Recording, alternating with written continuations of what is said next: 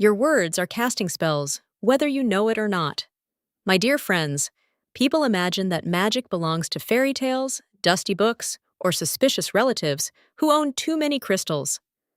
Yet the greatest magic wand ever created is attached to your face. It is called your tongue. Yes, quite inconvenient, isn't it? You cannot misplace it in a drawer. You cannot claim it was stolen. And you certainly cannot blame Mercury retrograde when it says something dreadful. Florence Scovel Shinn taught that the spoken word is law, not a suggestion, not a hopeful whisper into the void. Law. And law operates whether you understand it or not, much like gravity or income tax. Modern science now tiptoes toward what ancient wisdom declared boldly. Studies in psychology and neuroscience show that repeated self-talk rewires the brain, influences behavior, and shapes perception. In other words, what you say repeatedly becomes what you expect, and what you expect becomes what you experience. People search every day for things like how to attract positive energy, law of attraction techniques that work, and how to manifest what you want fast. Yet they overlook the simplest mechanism already in their possession: conversation. Consider how casually people curse their own lives. I'm always broke. I never get lucky. My memory is terrible. I can't meet anyone decent. I'm exhausted all the time. And then they look bewildered when the universe replies, "As you wish." The subconscious mind has no sense of humor. It does not say, "Ah, they were being dramatic." It records the statement as an instruction. Florence once said that words charged with emotion are creative. That is why complaining is so effective. It comes with feeling, repetition, and conviction. In fact, if complaining were a profession, many would qualify for executive status. Now, let us be very clear. This is not about pretending life contains no challenges. Florence herself endured loss, financial struggle, and disappointment. She was not advocating delusion. She was advocating authority. The difference between saying, "This situation is difficult," and "Nothing ever works out for me," is the difference between observation and prophecy. One describes the weather, the other orders up a storm. Every day, millions of people search for phrases like "how to stop negative thinking" or "how to raise your vibration fast." Yet the simplest method is to stop narrating disasters as if you are being paid per tragedy. If you say, "I am overwhelmed," your nervous system obeys. If you say, "I am calm and capable," your physiology shifts. This is measurable, observable, and quite inconvenient for those who prefer to remain gloriously miserable. Florence would remind us that divine mind responds to expectation, not desperation. Begging suggests lack. Claiming suggests alignment. Imagine two people applying for the same opportunity. One says, "I hope they choose me. It would be nice." The other says, "What is right for me cannot pass me by." The first whispers doubt into the universe. The second announces certainty. Which vibration sounds like a welcome mat? People ask, "Why does the law of attraction not work for me?" Usually because they speak abundance in the morning and catastrophe by lunchtime. You cannot plant roses and water them with acid. Your words are seeds. Your feelings are the fertilizer. Your expectations are sunlight. And your results are the garden, whether you intended to grow it or not. Now, before we go any further, let us pause for a moment. If you are still here, still listening, and not currently distracted by tea, toast, or a suspicious email promising miraculous inheritance from a distant prince, then I should like you to do something rather daring. Leave a comment below with the words, "I speak life into my life." Yes, right now. Not because the internet requires more typing, but because declaring a new pattern begins with action. Florence insisted that spoken truth anchors spiritual intention in the physical world. Writing it counts too. Divine law is not pedantic. And besides, it helps us know who is truly paying attention.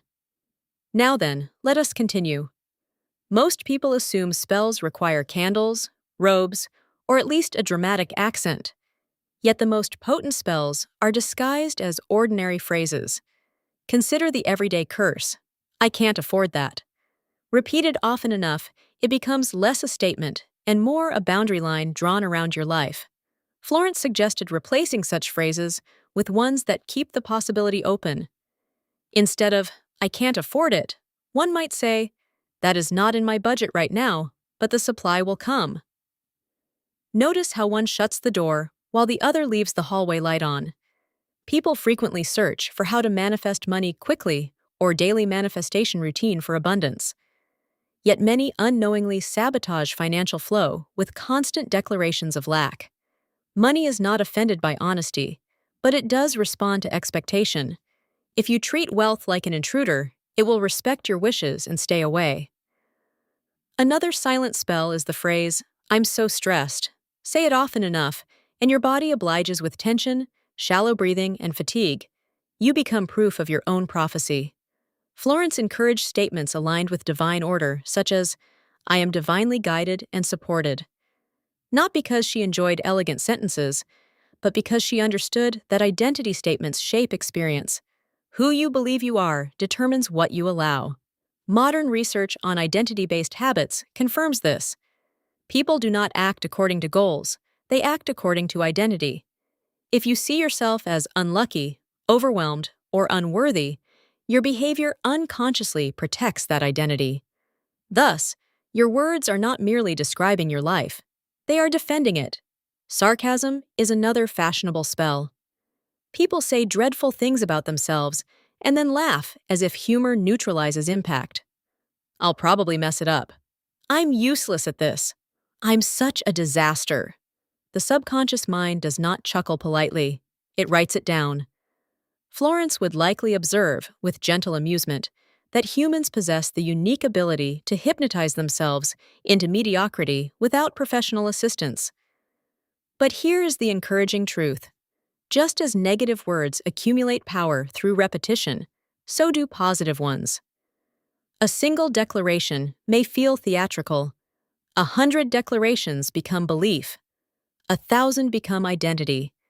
People searching subconscious mind reprogramming techniques are essentially seeking permission to repeat new thoughts until they feel natural.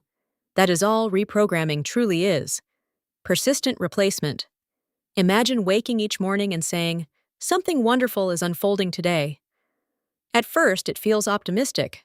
Soon, it feels plausible. Eventually, it feels obvious. And when something good occurs, your mind says, of course, we ordered that. Florence insisted that miracles are not rare events, but natural outcomes of alignment. The unusual part is not that good things happen. It is that people are surprised when they do, speaking your future into existence. Let us now arrive at the most important point. Your words do not merely influence your mood, they select your timeline. If this sounds grand, consider how many life paths begin with a simple internal sentence. I could never do that. That's not for people like me. I'll try, but it probably won't work. Entire futures collapse under the weight of such phrases.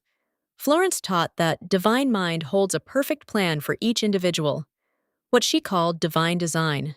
The role of the spoken word is to align with that plan, not argue with it. When you say, I am guided to the right place at the right time, you are not forcing outcomes. You are cooperating with order. People often search how to trust the universe completely, or signs the universe is guiding you. Yet trust is built not by waiting for signs, but by speaking as though guidance is already present. Expectation creates perception. If you expect obstacles, you will notice them. If you expect opportunities, you will see those too. Both exist simultaneously, like stations on a radio. Your attention chooses which one plays loudly. Florence's teachings align remarkably with modern cognitive science here. The brain's reticular activating system filters information according to relevance. Tell it something matters, and it begins highlighting matching evidence. Say, I never meet interesting people, and you will overlook fascinating individuals while noticing only dull encounters. Say, I attract inspiring connections, and suddenly the world appears populated with them. The environment did not change. Your filter did. Another powerful Florence principle is non-resistance. Speaking in panic or anger strengthens the very situation you wish to escape. Calm declarations weaken it. If a problem arises, instead of declaring catastrophe, one might say, "This too is part of the perfect plan, and the way will be shown."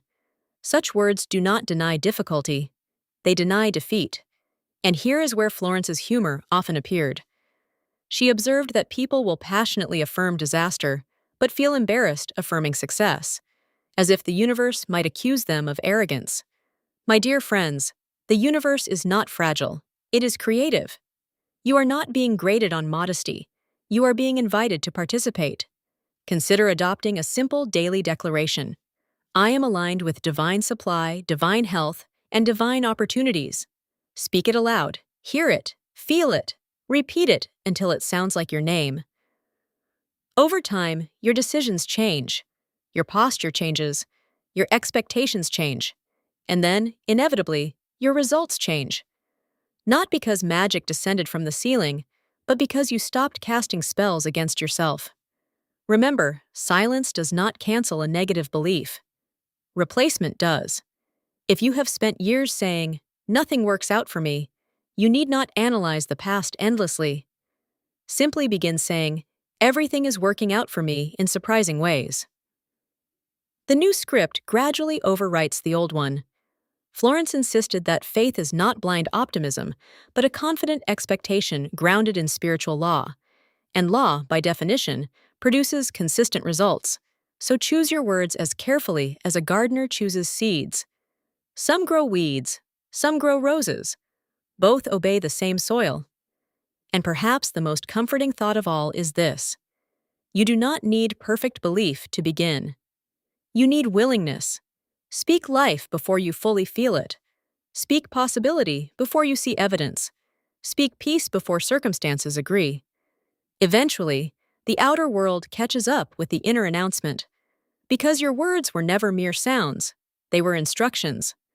Live like you already own it, and it will surely appear. If this video resonated with you, give it a like and subscribe so we can continue this journey together.